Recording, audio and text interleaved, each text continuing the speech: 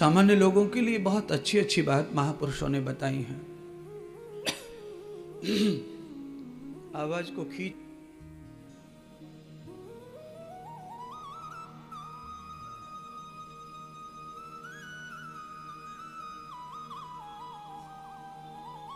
श्री राधे श्री राधे। बंद ही हो गया। थोड़ा इफेक्ट डाल के देखो, इको वगैरह डाल के देखो हल्का सा।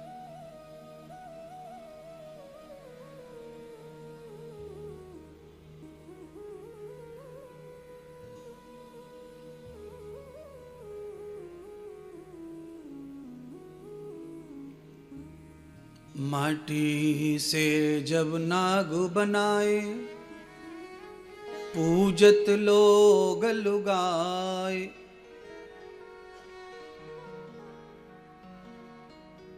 जीवित नाग घर घर आए, देते लठ भगाए।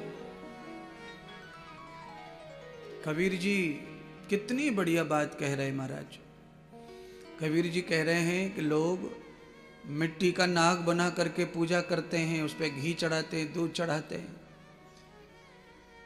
अगर नाग जीवित घर में आ जाए तो फिर डंडों से उसकी सेवा करते हैं।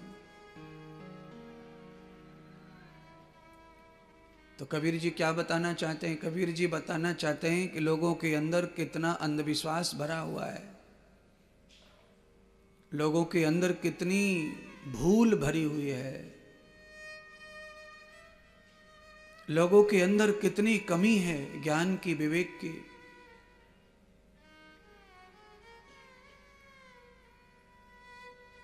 लोग किस तरह भ्रम के कारण महा अंधकार जाल में माया के फंसे।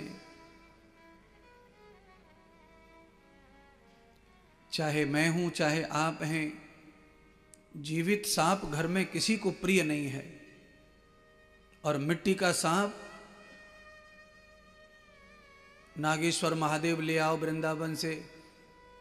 आप प्रयागराज गए हो तो वहां से नाग महग भगवान ले आना, शिव जी, और ऐसा शिव जी पिंड लाना जिसके ऊपर नाग हो।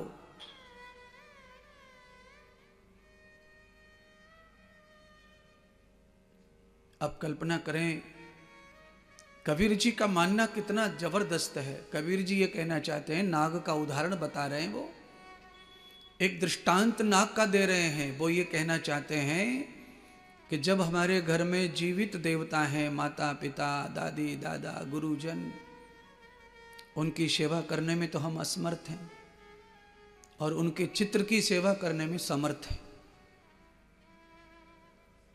उनके चित्र पर घर में कोई मर जाए, चित्र लटका करके हर महीने उसी डेट में दिया जलाएंगे, पंडित जी जिमाएंगे। हर महीने 12 महीने तक लगातार एक जैसा नियम करते हैं। हो सकता है कि जीवित पर उनकी सेवा शुश्रूषा न हुई हो, उनसे प्रेम न हुआ हो, उनके प्रति भाव श्रद्धा सम्मान न हो, और ये बिल्कुल सही है कि नहीं हो रहा है। कम से कम